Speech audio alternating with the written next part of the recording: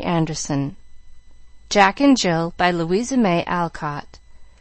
Chapter 14. And Jill Finds It Out.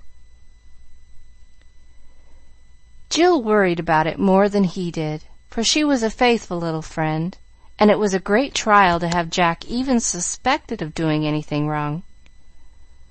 School is a child's world while he is there, and its small affairs are very important to him.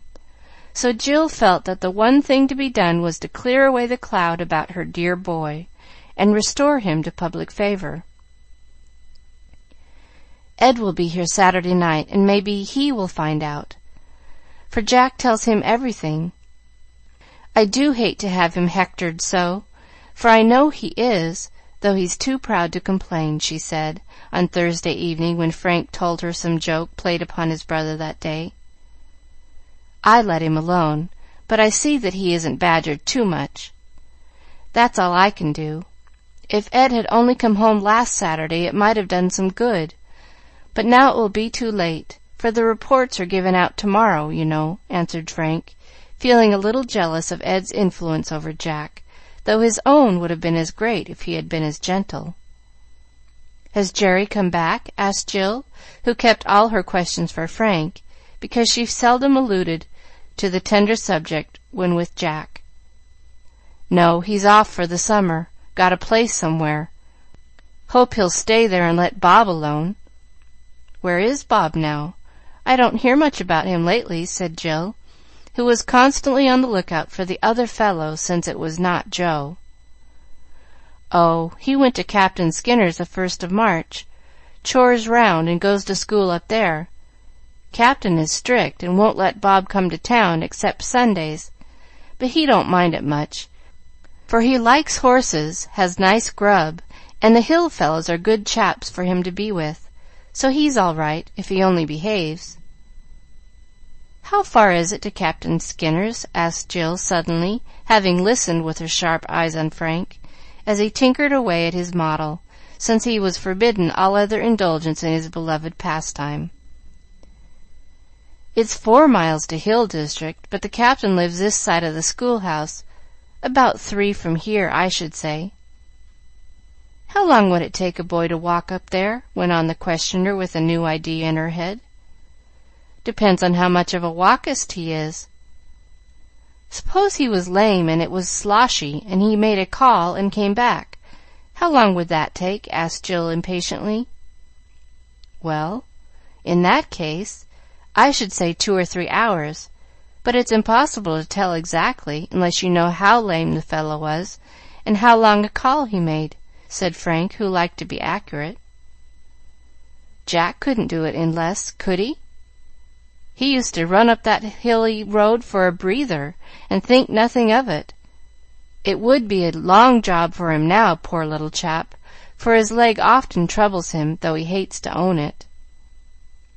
Jill lay back and laughed, a happy little laugh, as if she was pleased about something, and Frank looked over his shoulder to ask questions in his turn. What are you laughing at? Can't tell. Why do you want to know about Hill District? Are you going there? Wish I could. I'd soon have it out of him. Who? Never mind. Please push up my table. I must write a letter, and I want you to post it for me tonight, and never say a word till I give you leave. Oh, now you are going to have secrets and be mysterious and get into a mess, are you? And Frank looked down at her with a suspicious air, though he was intensely curious to know what she was about.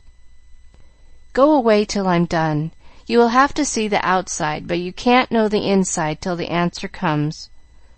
And propping herself up, Jill wrote the following note, with some hesitation at the beginning and end, for she did not know the gentleman she was addressing, except by sight, and it was rather awkward. Robert Walker. Dear Sir, I want to ask if Jack Minot came to see you last Friday afternoon. He got into trouble being seen with Jerry Shannon. He paid him some money. Jack won't tell, and Mr. Acton talked to him about it before all the school. We feel bad because we think Jack did not do wrong. I don't know as you have anything to do with it, but I thought I'd ask. Please answer quick. Respectfully yours, Jane Peck.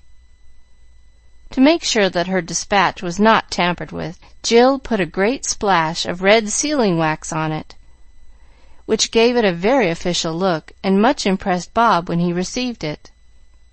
There, go and post it, and don't let anyone see or know about it, she said, handing it over to Frank, who left his work with unusual alacrity to do her errand. When his eye fell on the address, he laughed and said in a teasing way, "Are you and Bob such good friends that you correspond? What will Jack say?" "Don't know and don't care. Be good now, and let's have a little secret as well as other folks. I'll tell you all about it when he answers," said Jill in her most coaxing tone. "Suppose he doesn't?" "Then I shall send you up to see him. I must know something, and I want to do it myself if I can." "Look here, what are you after? I do believe you think—" Frank got no farther, for Jill gave a little scream and stopped him by crying eagerly, "Don't say it aloud! I really do believe it may be, and I'm going to find out." "What made you think of him?" And Frank looked thoughtfully at the letter, as if turning carefully over in his mind the idea that Jill's quick wits had jumped at. "Come here, and I'll tell you." Holding him by one button, she whispered something in his ear that made him exclaim, with a look at the rug, "No, did he? I declare I shouldn't wonder. It would be just like the dear old blunderhead."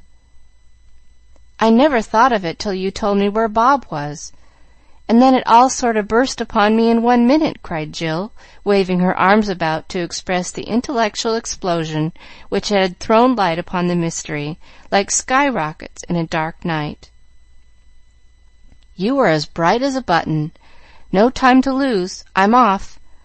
And off he was, splashing through the mud to post the letter, on the back of which he added, to make the thing sure, "Hurry up, F.M."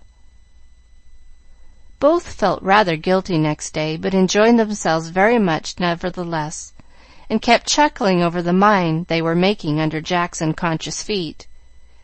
They hardly expected an answer at noon, as the Hill people were not very eager for their mail, but at night Jill was sure of a letter, and to her great delight it came. Jack brought it himself, which added to the fun, and while she eagerly read it, he sat calmly poring over the latest number of his own private and particular Youth's Companion. Bob was not a complete letter writer by any means, and with great labor and much ink had produced the following brief but highly satisfactory epistle. Not knowing how to address his fair correspondent, he let it alone, and went at once to the point in the frankest possible way. "Jack did come up Friday. Sorry he got into a mess. It was real kind of him, and I shall pay him back soon. Jack paid Jerry for me, and I made him promise not to tell. Jerry said he'd come here and make a row if I didn't cash up. I was afraid I'd lose the place if he did, for the captain is awful strict. If Jack don't tell now, I will. I ain't mean. Glad you wrote. R.O.W." "Hurrah!" cried Jill, waving the letter over her head in great triumph. "Call everybody and read it out," she added, as Frank snatched it and ran for his mother, seeing at a glance that the news was good. Jill was so afraid she should tell before the others came that she burst out singing "Pretty Bobby Shafto" at the top of her voice, to Jack's great disgust, for he considered the song very personal, as he was rather fond of combing down his yellow hair, and Jill often plagued him by singing it when he came in with the golden quirls very smooth and nice to hide the scar on his forehead. In about 5 minutes the door flew open, and in came Mamma, making straight for bewildered Jack, who thought the family had gone crazy when his parent caught him in his arms, saying tenderly, "My good, generous boy, I knew he was right all the time," while Frank worked his hand up and down like a pump handle, exclaiming heartily, "You're a trump, sir, and I'm proud of you." Jill, meantime, calling out in wild delight, "I told you so! I told you so! I did find out! Ha, ha, I did!" "Come, I say, what's the matter?" "I'm all right. Don't squeeze the breath out of me, please," expostulated Jack, looking so startled and innocent as he struggled feebly that they all laughed, and this plaintive protest caused him to be released. But the next proceeding did not enlighten him much, for Frank kept waving a very inky paper before him and ordering him to read it, while Mamma made a charge at Jill as if it was absolutely necessary to hug somebody. "Hello," said Jack, when he got the letter into his own hand and read it. "Now, who put Bob up to this? Nobody had any business to interfere. But it's mighty good of him, anyway," he added, as the anxious lines in his round face smoothed themselves away, while a smile of relief told how hard it had been for him to keep his word.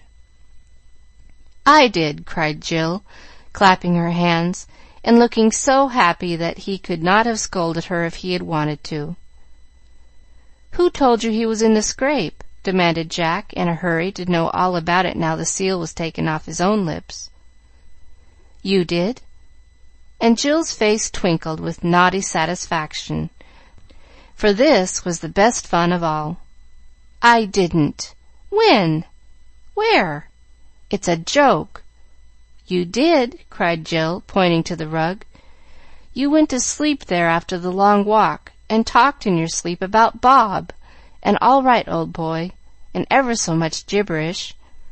I didn't think about it then, but when I heard that Bob was up there, I thought maybe he knew something about it. And last night I wrote and asked him, and that's the answer, and now it is all right, and you are the best boy that ever was, and I'm so glad." Here Jill paused, all out of breath, and Frank said, with an approving pat on the head, "It won't do to have such a sharp young person round if we are going to have secrets. You'd make a good detective, miss."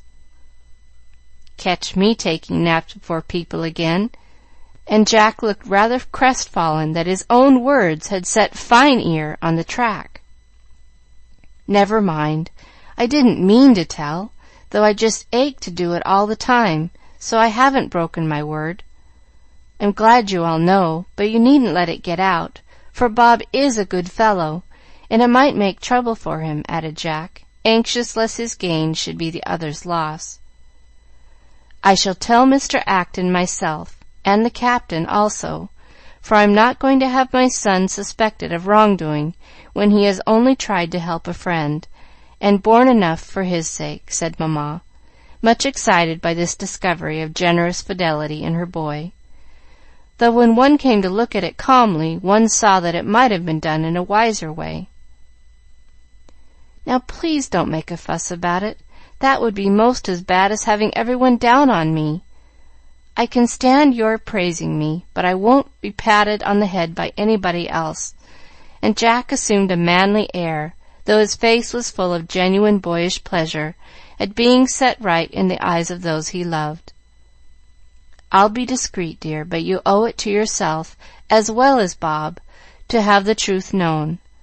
Both have behaved well, and no harm will come to him, I am sure. I'll see to that myself," said Mrs. Minot, in a tone that set Jack's mind at rest on that point. "Now do tell all about it," cried Jill, who was pining to know the whole story, and felt as if she had earned the right to hear it. "Oh, it wasn't much. We promised Ed to stand by Bob, so I did as well as I knew how," and Jack seemed to think that was about all there was to say. "I never saw such a fellow for keeping a promise. You stick to it through thick and thin, no matter how silly or hard it is. You remember, Mother, last summer how you told him not to go in a boat, and he promised, the day we went on the picnic. We rowed up, but the horse ran off home, so we had to come back by way of the river, all but Jack, and he walked every step of 5 miles because he wouldn't go near a boat, though Mr. Burton was there to take care of him. I call that rather overdoing the matter," and Frank looked as if he thought moderation even in virtue a good thing. and I call it a fine sample of entire obedience.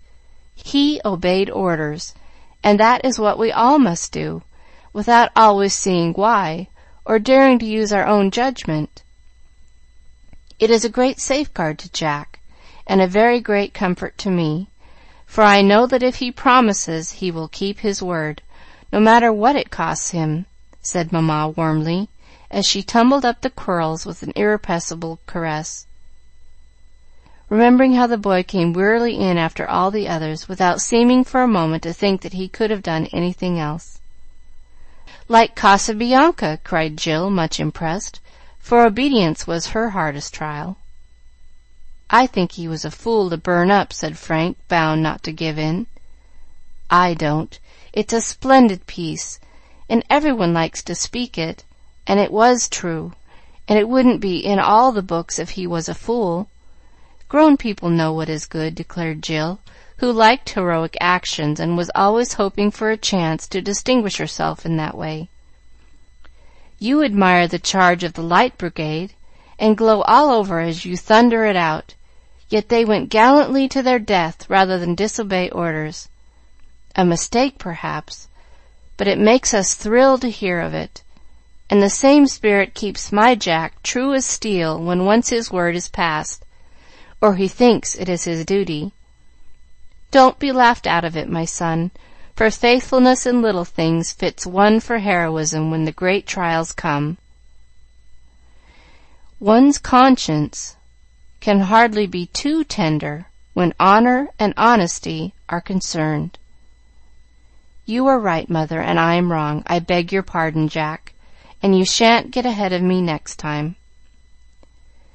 Frank made his mother a little bow, gave his brother a shake of the hand, and nodded to Jill, as if anxious to show that he was not too proud to own up when he made a mistake. "Please tell on, Jack. This is very nice, but I do want to know all about the others," said Jill, after a short pause. "Let me see. Oh, I saw Bob at church, and he looked rather blue.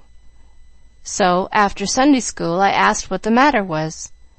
He said Jerry bothered him for some money he lent him at different times when they were loafing round together, before we took him up. He wouldn't get any wages for some time. The captain keeps him short on purpose, I guess, and won't let him come downtown except on Sundays. He didn't want anyone to know about it, for fear he'd lose his place, so I promised I wouldn't tell. Then I was afraid Jerry would go and make a fuss, and Bob would run off, or do something desperate, being worried, and I said I'd pay it for him if I could. So he went home pretty jolly, and I scratched round for the money. Got it, too, and wasn't I glad?" Jack paused to rub his hands, and Frank said, with more than usual respect, "Couldn't you get hold of Jerry in any other place, and out of school time? That did the mischief, thanks to Joe. I thrashed him, Jill. Did I mention it? I couldn't get all my money till Friday morning, and I knew Jerry was off at night. I looked for him before school and at noon, but couldn't find him, so afternoon recess was my last chance. I was bound to do it, and I didn't mean to break the rule, but Jerry was just going into the shop, so I pelted after him, and as it was private business, we went to the billiard room. I declare I never was so relieved as when I handed over that money, and made him say it was all right, and he wouldn't go near Bob. He's off, so my mind is easy, and Bob will be so grateful I can keep him steady, perhaps. That will be worth $2.75, I think," said Jack heartily. "You should have come to me," began Frank. "And got laughed at? No, thank you," interrupted Jack, recollecting several philanthropic little enterprises which were nipped in the bud for want of cooperation. "To me, then," said his mother. "It would have saved so much trouble." "I thought of it, but Bob didn't want the big fellows to know for fear they'd be down on him, so I thought he might not like me to tell grown people. I don't mind the fuss now, and Bob is as kind as he can be. Wanted to give me his big knife, but I wouldn't take it. I'd rather have this. and Jack put the letter in his pocket with a slap outside, as if it warmed the cockles of his heart to have it there. "Well, it seems rather like a tempest in a teapot, now it is all over, but I do admire your pluck, little boy, in holding out so well when every one was scolding at you, and you in the right all the time," said Frank, glad to praise now that he honestly could after his wholesale condemnation. "That is what pulled me through, I suppose. I used to think if I had done anything wrong that I couldn't stand the snubbing a day. I should have told right off and had it over. Now I guess I'll have a good report if you do tell Mr. Acton," said Jack, looking at his mother so wistfully that she resolved to slip away that very evening and make sure that the thing was done. "That will make you happier than anything else, won't it?" asked Jill, eager to have him rewarded after his trials. "There's one thing I like better, though I'd be very sorry to lose my report. It's the fun of telling Ed I tried to do as he wanted us to, and seeing how pleased he'll be," added Jack, rather bashfully, for the boys laughed at him sometimes for his love of this friend. "I know he won't be any happier about it than someone else, who stood by you all through, and set her bright wits to work till the trouble was all cleared away," said Mrs. Minot, looking at Jill's contented face, as she lay smiling on them all. Jack understood, and hopping across the room, gave both the thin hands a hearty shake. Then, not finding any words quite cordial enough in which to thank this faithful little sister, he stooped down and kissed her gratefully. End of chapter 14.